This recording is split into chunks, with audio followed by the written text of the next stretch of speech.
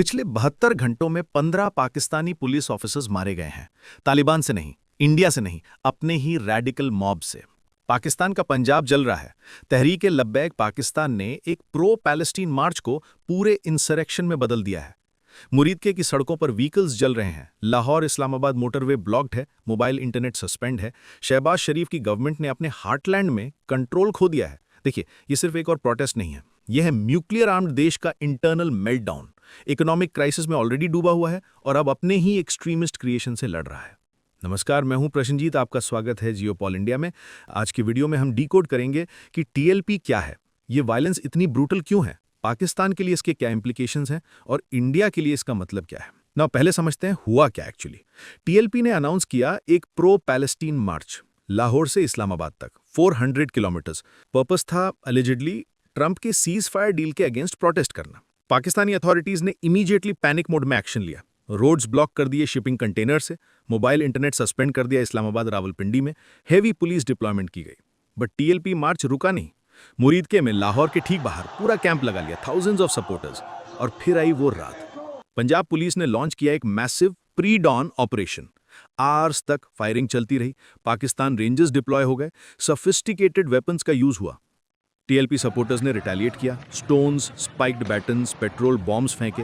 Witnesses के according indiscriminate firing हुई दोनों साइड से।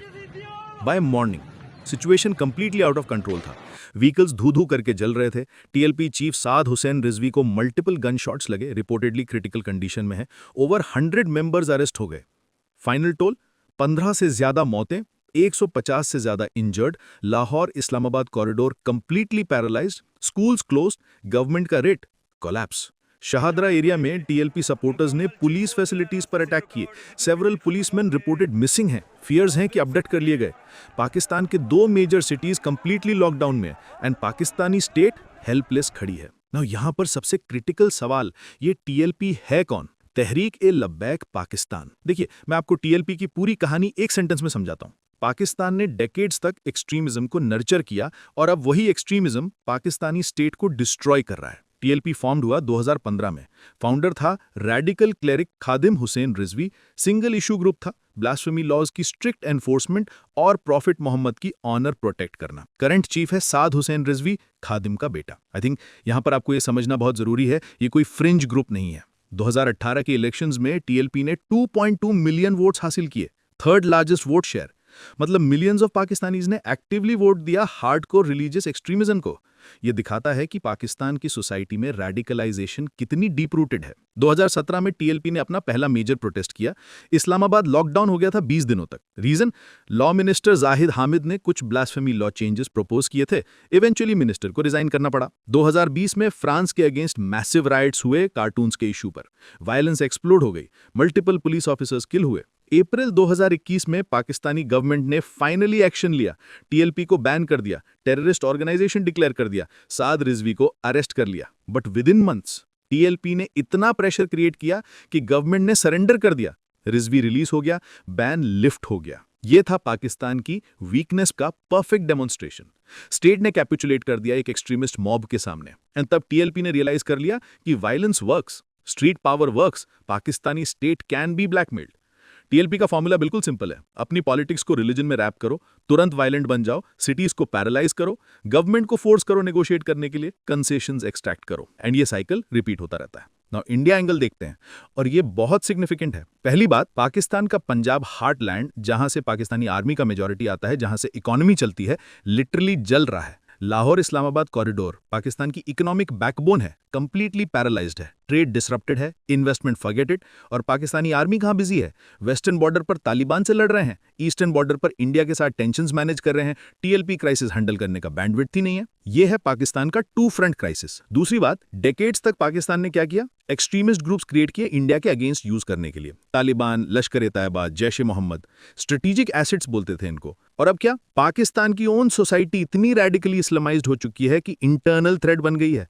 2.2 मिलियन वोट्स टीएलपी को, मास सपोर्ट है हार्डकोर एक्सट्रीमिज्म को। यह है text book backfire. You nurture extremism for decades, eventually वो तुम्हें ही डिस्ट्रॉय करेगा। तीसरी बात, न्यूक्लियर आर्म्ड नेबर जो इकोनॉमिकली कोलैप्स कर रहा है, पॉलिटिकली अनस्टेबल है और अब रिलीजियसली एक्सट्रीमिस्ट मॉब से गवर्न हो रहा है। इंडिया के लिए ये स्ट्रेटेजिक एडवांटेज है। पाकिस्तान की अटेंशन डिवाइडेड है, रिसोर्सेज स्ट्रेच्ड हैं, इंटरनल केओस है। बट साथ ही ये एक सीरियस कंसर्न भी है। अनस्टेबल न्यूक्लियर आर्म नेबर कभी कंफर्टेबल सिचुएशन नहीं होती। बैलेंस मेंटेन करना होगा, विजिलेंट रहना होगा। तो फ्रेंड्स, ये है पाकिस्तान की करंट रियलिटी। 15 से ज्यादा डेड, 150 से ज्यादा injured, major cities paralysed, internet suspend, government helpless. और ये सब हो रहा है एक प्रो पैलेस्टीन मार्च के नाम पर।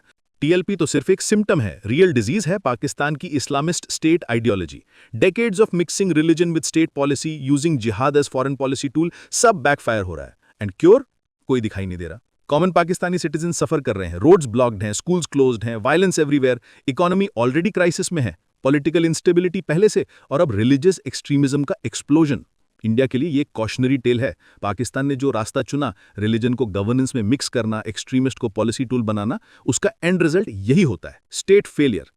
हमें थैंकफुल होना चाहिए कि इंडिया ने सेक्युलर डेमोक्रेटिक पाथ चूज किया। डिस्पाइट ऑल आवर चैलेंजेस, हम एक्सट्रीमिस्ट मॉब से गवर्नेंस नहीं करते। पाकिस्तान को अब डिसाइड करना होगा, मॉडर्न डेमोक्रेटिक स्टेट बनना है या एक्सट्रीमिस्ट आइडियोलॉजीज का प्लेग्राउंड रहना है। करंट ट्रैजेक्टरी देखकर सेकंड ऑप्शन जीत रही है। ना मैं आप सबसे ये पूछना चाहूंगा कि क्या पाकिस्तान रिकवर कर पाएगा इस एक्सट्रीमिस्ट स्पाइरल से? क्या टीएलपी जैसे ग्रुप्स इवेंचुअली पाकिस्तानी स्टेट को कंप्लीटली हाईजैक कर लेंगे? और इंडिया को इस सिचुएशन में क्या अप्रोच रखना चाहिए? कमेंट सेक्शन में अपने विचार जरूर शेयर कीजिएगा। और अगर आपको ये एनालिसिस पसंद आया तो वीडियो को लाइक कीजिए और जियोपॉल इंडिया को सब्सक्राइब करना मत भूलिएगा। इसी नोट के साथ यह वीडियो का अंत। Thank you for watching. Stay informed, stay grateful for India's democratic values. जय हिंद।